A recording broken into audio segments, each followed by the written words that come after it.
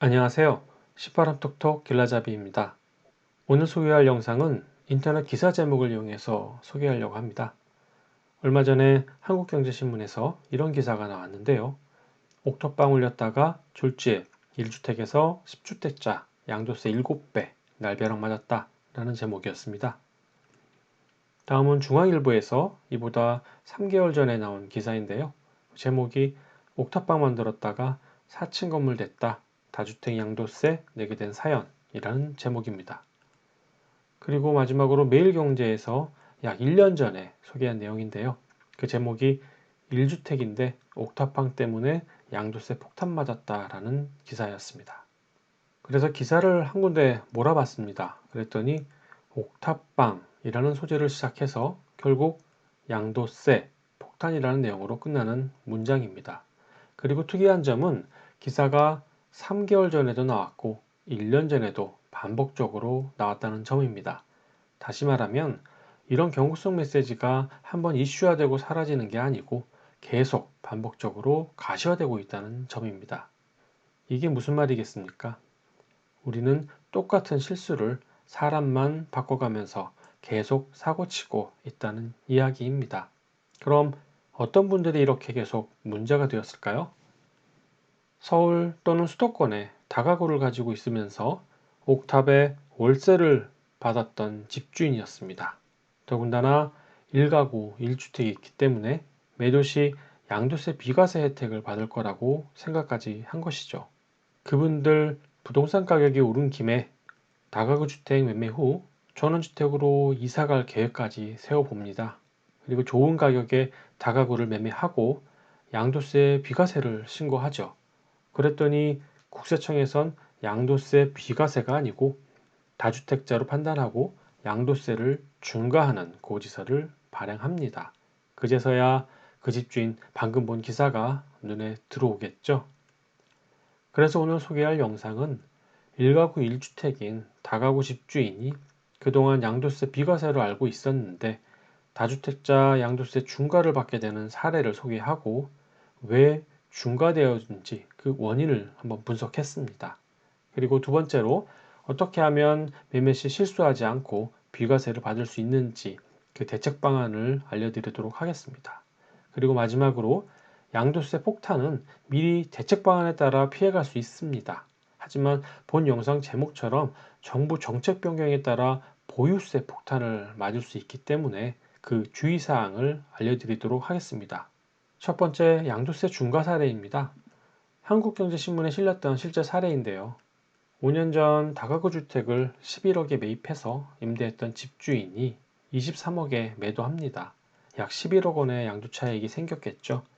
약 1억 원을 양도소득세로 신고하였습니다. 그런데 국세청은 옥탑을 주거용으로 임대한 것을 문제 삼죠. 양도소득세 8억과 그에 따른 추징금까지 함께 부과하였습니다. 양도세 폭탄을 맞은 집주인이 그분만은 아니었겠죠. 그래서 부당하다는 소송까지 제기하였습니다. 하지만 결국 조세심판원은 과세관청에 손을 들어주고 맙니다. 자, 이런 일 겪지 않으시려면 어떻게 해야 할까요? 우선 제일 먼저 확인해야 할 것은 건축물 대장을 열람하시는 겁니다. 그리고 이렇게 건축물 대장 갑지에 위반 건축물이라고 명시되어 있으면 일단 긴장하셔야 됩니다. 그리고 여기 건축물 대장 하단부에 있는 변동 내용 및 원인에서 위반 건축물 표기 내용이 주거용 옥탑 무단 축조라고 적혀 있다면 그건 추후 매매 시 양도세 중과 폭탄 100%라는 이야기이죠. 방금 본 기사의 주인공이 될 가능성이 높다는 이야기입니다. 하지만 아직 일어나지 않은 상황이니까 걱정할 일은 없습니다. 그때 가서 본 영상에서 소개하는 대책 방안을 따라 대처하시면 되겠습니다. 그럼 무슨 근거로 구청에서는 위반 건축물이라고 표시했을까요? 그리고 집 한 채뿐이 없는 사람한테 왜 다주택자라고 하면서 양도세를 중과했을까요? 그 이유는 건축법에 따른 주택 종류를 집주인과 국세청이 다르게 해석했기 때문입니다. 주택의 종류는 단독주택과 공동주택으로 분류를 하고요. 단독주택은 단독, 다중, 다가구, 공간으로 구성되어 있습니다. 그리고 공동주택은 아파트, 연립주택, 다세대, 기숙사로 구성되어 있습니다. 여기서 국세청은 다가구가 단독주택이 아니고 주인이 여러 명인 다세대로 판단했기 때문에 양도세를 중과한 것입니다. 그럼 당연히 집주인은 아니 왜 멀쩡한 다가구를 다세대로 평가합니까? 라고 물을 수 있죠. 그 대답을 위해서는 잠깐 건축법을 한번 확인해 보면요. 다가구의 허용층 수는 최대 3층까지이고요. 다세대의 경우는 최대 4층까지 건축이 가능합니다. 그리고 옥탑은 건축 면적의 8분의 1 이내로 건축할 시에는 층수에 반영되지 않습니다. 그런데 집주인이 다가구 옥탑에 화장실과 주방을 추가로 만들면서 작은 원룸으로 개조해서 만들어 사용했죠. 이것을 임대한다면 처음 다가구로 허가받은 것을 불법으로 확정했기 때문에 구청에서는 위법 건축물을 원상태로 회복되기 전까지 이행강제금을 부과하기 위해서 건축물 대장에 위법 건축물이라고 명시하게 되는 겁니다. 하지만 집주인은 이행강제금보다 옥탑에서 나오는 월 임대료가 더 많죠. 그래서 사실 불법이지만 다 융통성 있게 사는 건 아니겠어 라고 하면서 버티고 있었던 거죠. 그리고 그 주인은 다가구는 단독주택이므로 당연히 1가구 1주택 조건에 따라 양도세를 비과세라고 믿고 매매한 후 양도세를 신고하죠. 국세청은 생각이 다릅니다. 국세청은 집주인이 옥탑을 증축하고 그곳에 세입자가 주거를 하였기에 그 건물은 3층이 아니고 옥탑까지 4층으로 판단해서 다세대 요건에 따른 양도세 중과를 고지한 것입니다.